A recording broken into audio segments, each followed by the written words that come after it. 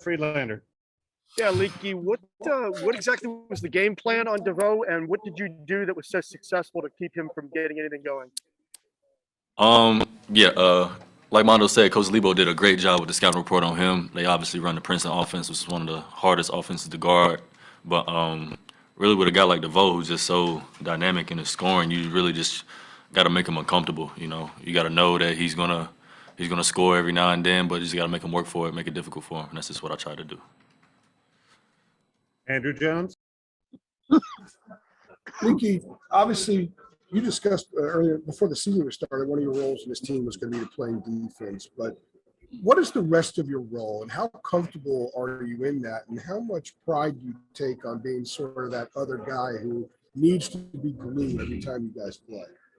Yeah, I feel like I'm very comfortable with my role, honestly. We obviously have a lot of guys that can shoot the ball and can score it many different ways. Got to get a couple guys going like Brady, Kerwin, Dawson, and other guys that could score the ball very easily. I don't have to do much on that end, I just have to do my job to get them open. On the other end, that's where I kind of pick up my role and take pride in that and trying to be a leader and make sure everyone's, on their P's and Q's on that end. I could ask a quick follow-up. Did you sense DeVoe getting a little bit frustrated at some point tonight?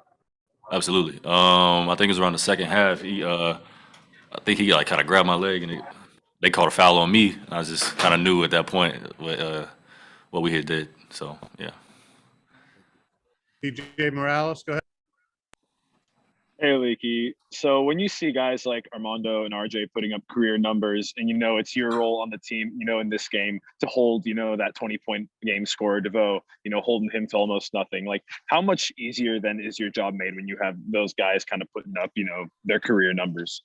Oh, it's very easy. Obviously, I mean, I want to say I'm not doing much on the offensive end, but at the end of the day, that's what it is. So it's like I get my rest on that end, in a way, and on the defensive end, it gives me a second breath to lock in and do my job that way. So yeah, it's pretty good. Yeah, and I asked Armando this on last few when you saw Justin McCoy get that block on DeVoe toward the end of the first half. What was kind of the energy flowing through you there when you saw that? I was proud of him.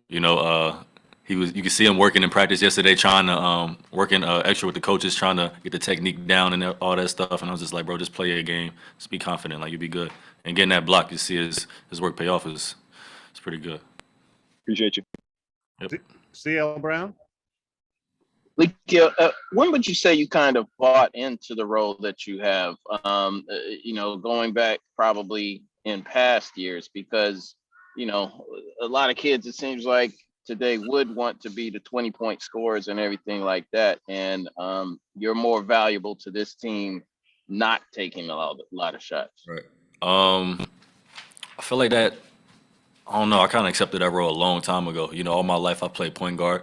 Coming here, I haven't really played much point guard, but I got to find a different way to stay on the court. So obviously, I had to pick up my role on that end.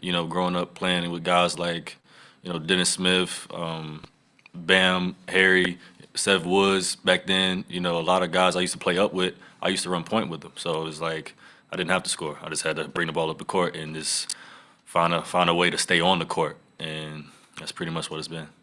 And how do you personally measure what is a good game?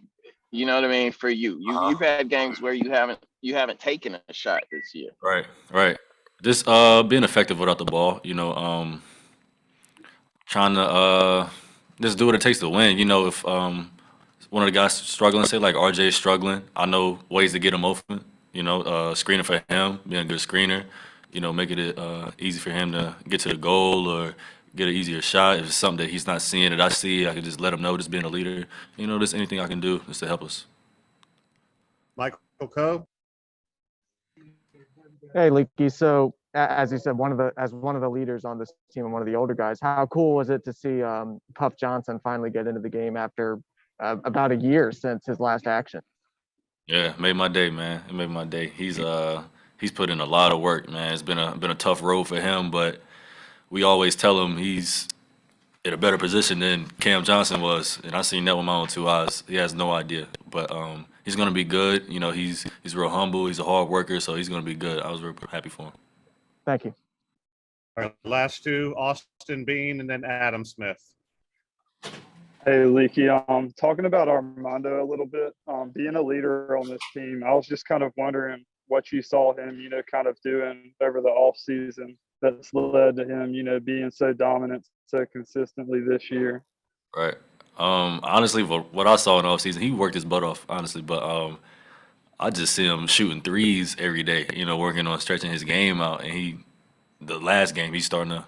Well, this game, he's starting to shoot more of them. But like, it's just, I don't know. It's kind of weird him shooting threes and then getting the game and then don't shoot them. But this game, I'm just happy for him for putting it up. But he's really been in a good rhythm. Pretty sure he's been working with a few trainers, some of the coaches. He's been working with Big May. Big May and Sully been a big tradition for him. They're feeding him confidence and stuff. So I'm happy for him. All right, Adam, last one. Go ahead.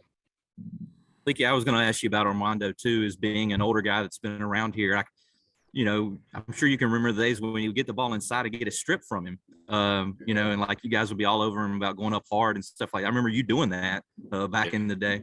Like, how much progress in that area have you seen him make? Because, when he gets it around the basket, he's scoring all the time lately. Right. Like, what, just that area of his game, how much have you seen that change over the years?